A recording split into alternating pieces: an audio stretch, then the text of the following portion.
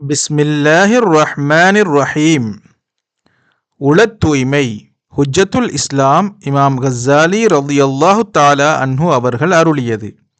இதை தமிழாக்கம் செய்தவர்கள் நாகூர் ஷாஹுல் ஹமீத் பாதுஷா நாயகம் ரலியல்லாஹு தஆலா அன்ஹு அவர்களின் திருப்பேரர் அப்துல் ஹமீத் பாகவி ரஹிமஹுல்லாஹு தஆலா அவர்கள்.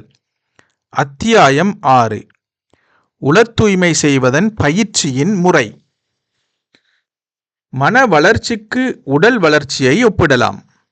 அதிகமான உஷ்ணமோ தேவைக்கதிகமான குளிர்ச்சியோ இல்லாமல் உடல்நிலை நடுநிலையில் இருப்பதுதான் ஆரோக்கியம். இத்தகையதுதான் மனப்பக்குவமும். உணர்ச்சிகள் வரம்பு மீறி பாயாமலும் மரக்கட்டையைப் போல் இல்லாமலும் நடுநிலையில் இருக்க வேண்டும். அதுதான் உள்ளத்தின் ஆரோக்கிய நிலை.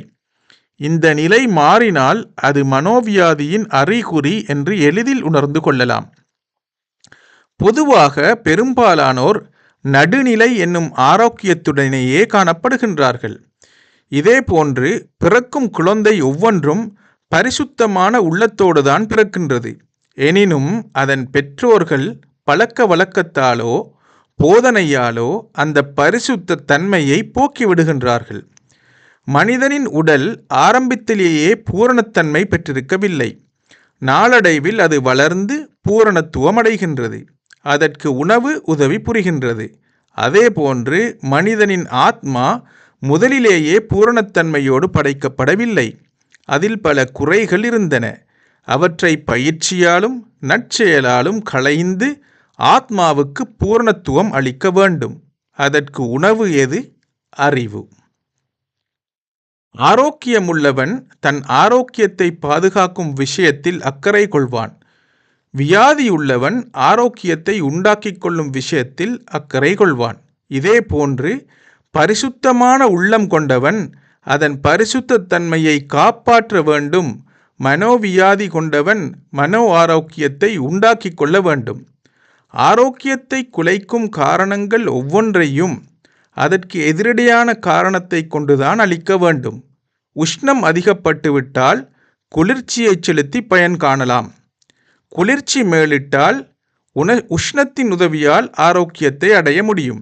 இதே போன்று உள்ளத்தை கெடுக்கும் துர்க்குணங்கள் ஒவ்வொன்றையும் அதற்கு எதிரடையான நற்குணத்தால் தான் அளிக்க வேண்டும்.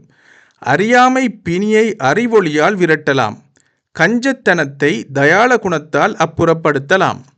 உடலின் வியாதியை போக்குவதற்காக மருந்து குடிக்கின்றோம். மருந்தின் கசப்பை பொறுத்து கொள்ள வேண்டியிருக்கின்றது. ஆரோக்கியத்தின் இனிப்பை எண்ணி இந்த கசப்பை மறக்கின்றோம். இதே போன்று மனோவியாதி உள்ளவர்கள் கடுமையான பயிற்சியில் ஈடுபட வேண்டும். அது கசப்பாகத்தான் இருக்கும். வரப்போகும் பயனை எண்ணி பொறுத்து கொள்ளத்தான் வேண்டும். உடலின் வியாதிக்கு மரணம் முற்றுப்புள்ளி. மரணத்திற்கு பின்னர் எந்த உடல் வியாதியும் வெளிப்படாது. ஆனால் மனோவியாதி பயங்கரமானது. இம்மையில் மட்டுமல்ல, மரணத்திற்கு பிறகும் மறுமையிலும் அந்த பிணி தொடர்ந்து வரும், தொல்லை தரும். இறைவன் காப்பாற்றுவானாக. குளிர்ச்சியால் ஏற்பட்ட வியாதியை அழிக்க உஷ்ணம் முக்கியம். என்றாலும்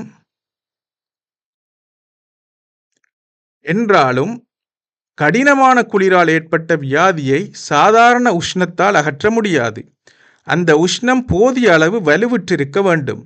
இதே போன்று தீய காரியங்களால் ஏற்பட்ட வியாதியை நற்காரியங்கள் செய்வதால் அழிக்க முடியும் என்றாலும் கொடிய செயலால் ஏற்படும் மனக்கரையை போக்கும் ஆற்றல் சாதாரண நன்மைக்கு கிடையாது. அதை அகற்ற பலமான நன்மை செய்ய வேண்டும்.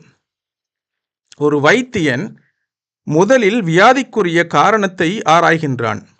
குறிப்பிட்ட வியாதி உஷ்ணமேலீட்டால் ஏற்பட்டதா அல்லது குளிர் அதிகரித்ததால் ஏற்பட்டதா என்று சிந்திக்கின்றான். வியாதியின் காரணத்தை அறியாவிடில் எந்த வைத்தியனும் சிகிச்சை செய்ய முன்வர மாட்டான். காரணத்தை அறிந்து கொண்ட பின்னர் வைத்தியன் வியாதியஸ்தனின் உடல்நிலை, அப்போதைய பருவநிலை, வியாதியின் போக்கு முதலியவற்றை ஆராய்கின்றான். இதன் பிறகு சூழ்நிலைக்கு தகுந்தபடி சிகிச்சை செய்கின்றான். இதேபோன்று மெய்ஞானிகள் தங்களை பின்பற்றி நடக்கும் மக்களின் பண்புகளையும் தன்மைகளையும் உணர்ந்து அதற்கு தக்கவாறு அவர்களை மனப்பயிற்சியில் ஈடுபடுத்த வேண்டும்.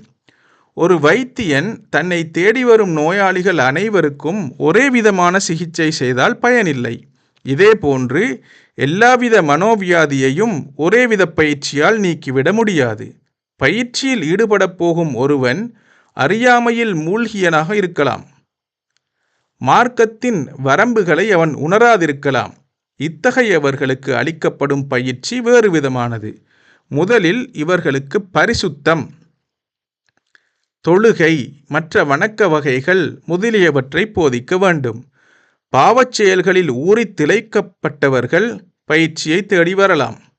இவர்களது முதற் பயிற்சி பாவச் செயலை மறப்பதாகும்.